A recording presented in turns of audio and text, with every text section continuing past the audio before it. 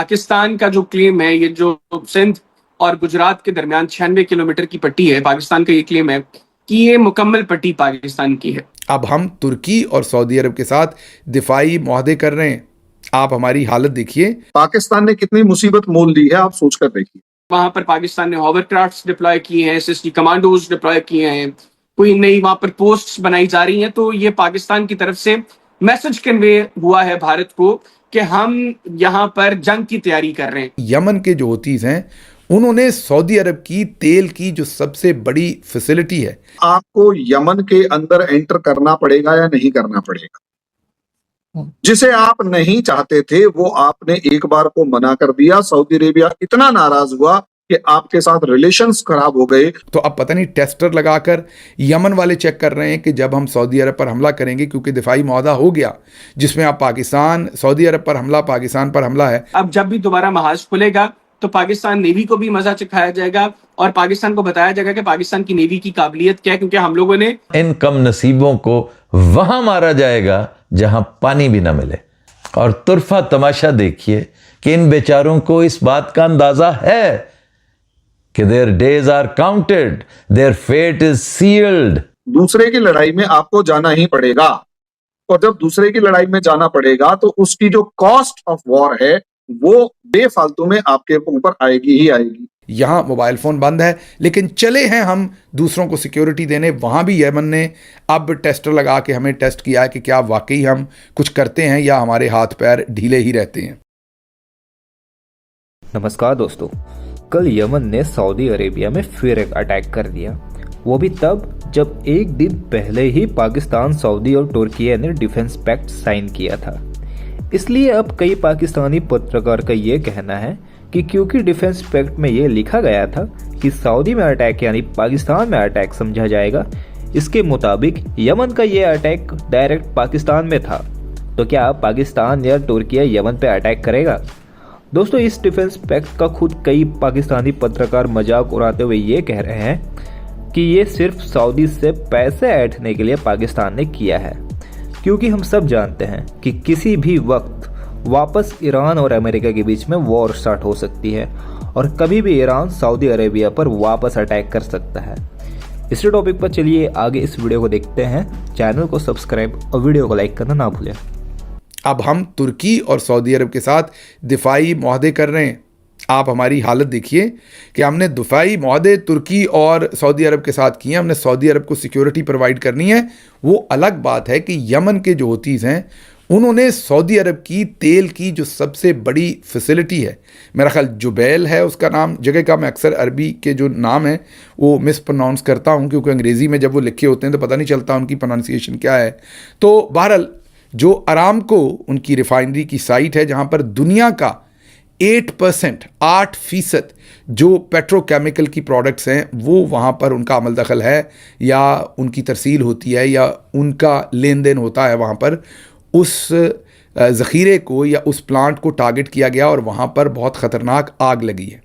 तो अब पता नहीं टेस्टर लगाकर यमन वाले चेक कर रहे हैं कि जब हम सऊदी अरब पर हमला करेंगे, क्योंकि दिफाई मुआहदा हो गया जिसमें अब पाकिस्तान, सऊदी अरब पर हमला, पाकिस्तान पर हमला है, तो क्या ये जवाब देते हैं या नहीं देते। तो ये अब बलूचिस्तान में हो रहा है। हमारे बलूचिस्तान के हालात ये हैं कि आपको बताया हमने कि तुर्बत वगैरह में रात के वक्त कर्फ्यू है, शाम में बाहर नहीं निकल सकते, हुकूमत का ऐलान है, यहाँ मोबाइल फ़ोन बंद है, लेकिन चले हैं हम दूसरों को सिक्योरिटी देने। वहाँ भी यमन ने अब टेस्टर लगा के हमें टेस्ट किया है कि क्या वाकई हम कुछ करते हैं या हमारे हाथ पैर ढीले ही रहते हैं।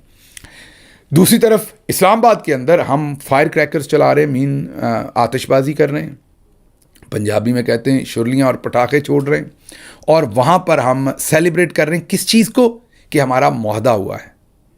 और इसी तरीके से लाहौर में भी मरीम नवाज़ की हुकूमत ने सेलिब्रेशन की, आतिशबाजी की कि हमारा सऊदी अरब और तुर्की के साथ मुआहदा हुआ है। मतलब कि हमें अब अगर यमन के साथ जंग लगी तो हमें उस जंग को जाके लड़ना पड़ेगा, और जाहिर है बदले में हमें पैसे वैसे मिलेंगे। तो इस चीज़ की सेलिब्रेशन हो रही है। अकल ना हो तो मौजें ही मौजें। क्या आप 1% भी सऊदी अरेबिया और ईरान में लड़ाई नहीं होगी इसकी गारंटी ले सकते हैं? आज जो सिनेरियो चल रही, यानी ईरान की मिसाइलें सऊदी अरेबिया पर जाएंगी ही जाएंगी, जो जा भी रही हैं, और हम लोग अब उन खबरों से इतने बोर हो गए हैं, लेकिन जा रही हैं। क्या आपको यमन के अंदर एंटर करना पड़ेगा या नहीं करना पड़ेगा? जिसे आप नहीं चाहते थे वो आपने एक बार को मना कर दिया। सऊदी अरेबिया इतना नाराज हुआ कि आपके साथ रिलेशंस खराब हो गए और आपके एक प्राइम मिनिस्टर जो अमेरिका गए हुए थे वहां आपके मतलब सऊदी प्रिंस का प्लेन लेकर गए हुए थे, सऊदी प्रिंस ने अपना प्लेन वापस बुला लिया और आपको एक चार्टर्ड प्लेन या पता नहीं कौन से वाले प्लेन के अंदर, पैसेंजर प्लेन था शायद, पैसेंजर प्लेन के अंदर वापस आना पड़ा। सोचकर देखिए डिफेंस पैक्ट का नेगेटिव इम्पैक्ट क्या होता है। ये भी तो एक इम्पैक्ट होता है ना कि अल्टीमेटली आप अपनी लड़ाई में दूसरे का फायदा उठाएं या ना उठाएं, दूसरे की लड़ाई में आपको जाना ही पड़ेगा। और जब दूसरे की लड़ाई में जाना पड़ेगा तो उसकी जो कॉस्ट ऑफ वॉर है वो बेफालतू में आपके ऊपर आएगी ही आएगी। अब टर्की की ग्रीस के साथ लड़ाई होगी ही होगी, चाहे आप कुछ भी कर लीजिए।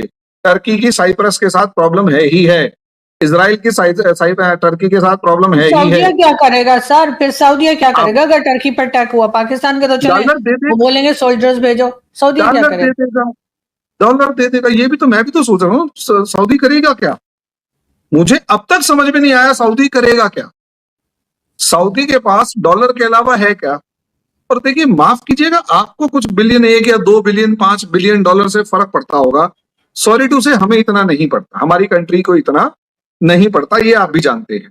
हालांकि सऊदी आज की ही सर मैं इकोनॉमी कई से रिपोर्ट, सर मैं आज ही एक रिपोर्ट, सॉरी आपकी बात करती हूँ, आज ही मैं एक रिपोर्ट पढ़ रही थी, मैं आपको भेज भी दूंगी, सोशल मीडिया पर ही थी, कि वर्ल्ड बैंक से भारत ने पाकिस्तान से भी ज्यादा लोन लिया है, ज्यादा पैसे आपने बोरो किए हैं।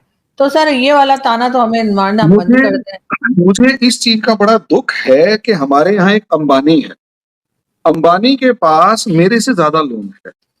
इस क्राइटेरिया के अकॉर्डिंग मैं अंबानी से ज्यादा अमीर हूं, सिंपल।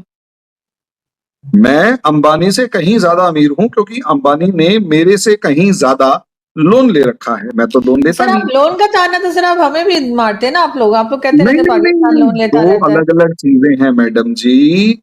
एक ने लोन लिया डेवलपमेंट पे, हमने उस लोन को लेकर ब्रिज बनाए, डैम बनाए, हमने उस लोन को लेकर एयरपोर्ट्स बनाए, हमने उस लोन को लेकर आईआईटीज, आईआईएम, एम्स, इस तरीके के इंस्टीट्यूशंस बनाए। यानी हमारा पूरा फोकस डेवलपमेंट पर था।